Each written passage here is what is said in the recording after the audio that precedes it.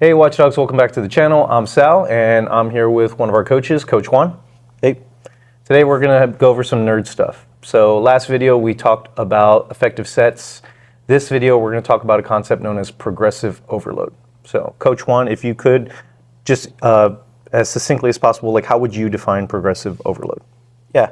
So imagine we need more stimulus over time to get an adaptation. So imagine you try to read one page for a book for like 10 years. You're not going to learn much. So you're not going to learn much after a while. Yeah. So we need to have reps. We need to add reps. We need to add weight or sets.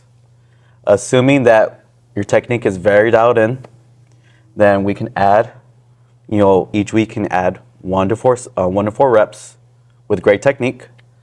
And then eventually, so you still need to keep in mind your RPE, your rate of perceived exertion. Then, you're doing that, great, cool. Then you probably be good to progress some weight. Again, assuming your technique is dialed in. Because if you're doing quarter squats, it's a different exercise. Yeah.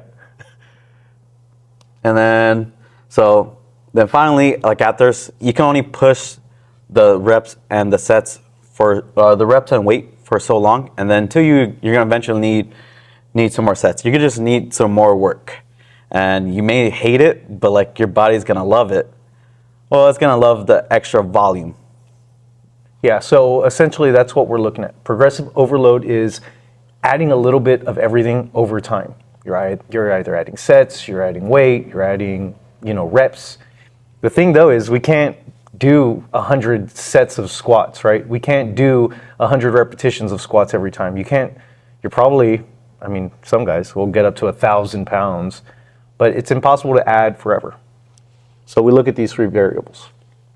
Now Juan mentioned reps in a range of 1 to 4. That's what we like to call double progression. So you want to start with something like, let's say, a bench press. Let's say we start with a bench press and you want to get your bench press stronger. Maybe you're going to start with 3 sets of 4 on week 1. Technique's good. RPE is within a range that you've determined of maybe 2 to 3 reps from failure. And you did 4 reps for 3 sets. Cool. Next week you do 5 reps for 3 sets. The next week you do 6 reps for 3 sets. If the technique is still good, you're still in that RPE range that you gave, hey, guess what? You're ready to add weight. Go back down to 4 reps, add weight. And then we just rinse and repeat until you're not making progress anymore after about 8 to 12 weeks. So if you get to an 8 to 12 week span where like, shoot, I can't keep this up. I can't add, there's no way I'm adding 5 pounds next week. Like that was, okay, that's fine. Reduce the weight, add a set.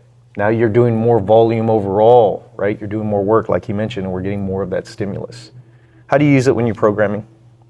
Oh, yeah. So I like to keep, just each week I'll add one rep to each exercise. So it could be like goblet squats for week 1 would be goblet squats for a set of 10 reps, be 35 pounds. Week 2 would be goblet squats for 11 reps, same weight, until we get to around 20 to maybe, if we're feeling really froggy, up to 30 reps.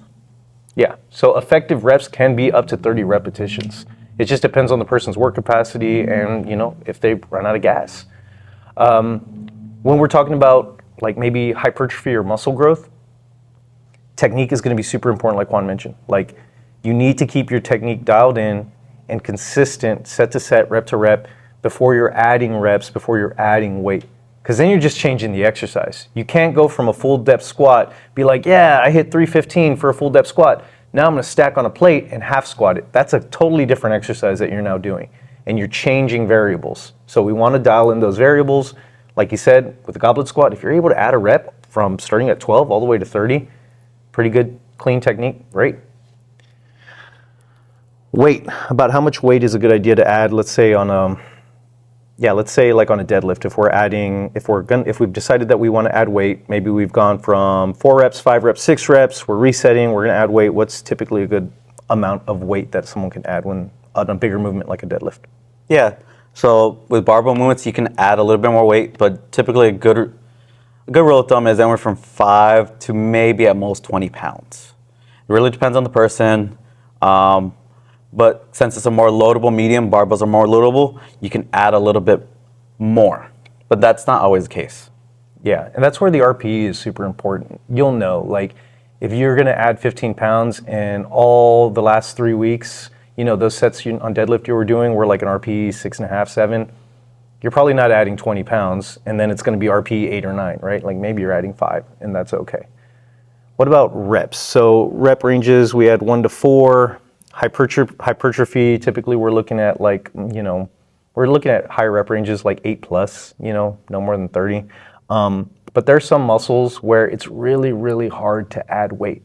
And I think a lot of you know lateral raises. Lateral raises are tough, especially if you're doing them with good technique. You're really controlling the eccentric. Like, so don't be upset with yourself if you're running 15-pound lateral raises for like, I don't know, 3 months because maybe you don't have microplates or whatever to load. Like, that's okay. You're still adding reps. You're still dialing in that technique. You're still growing. You're still getting a stimulus. But if you notice, we did give you a hierarchy. Reps, weight, sets. This is the order. I've talked to some guys before where they just add a set every week and then they get really, really burned out right away. That's because this is like the shotgun, you know, or this is like the big option. Last thing you want to do is add sets if you're already seeing progress by adding reps and adding weight. If you're seeing progress, adding reps, adding weight, you don't want to mess with sets. Sets should remain fairly static.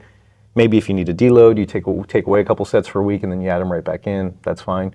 But don't pull this trigger until you know you have to, because this is going to be a big one. It's very hard for your body to take on that many more sets of like every exercise. Dude, did we miss anything? Anything else you feel like we'd want to add? No. I guess the only thing we want, try to be a sniper shot, not a shotgun. Yeah. So you can shoot more bullets or you can be more accurate. Yeah. So small changes over time, as long as you're progressing. And the final thing with progressive overload, and I think Coach Juan will agree with me, is you just gotta not be a little bitch about it. I mean, you gotta try, you know? You have to show up and you have to be honest with yourself. You have to try. Now, there are gonna be days where you feel like crap and it's gonna be really hard to do the reps or do the weight, and that's okay. Those days you can kind of pull back. But if you commit to the process and you show up and you can honestly tell yourself that you're trying when you walk in, you're fine. You're gonna see progress. You got anything else? No, you just have to try your best. Yep. That's it. All right, guys. Till next time. Bye.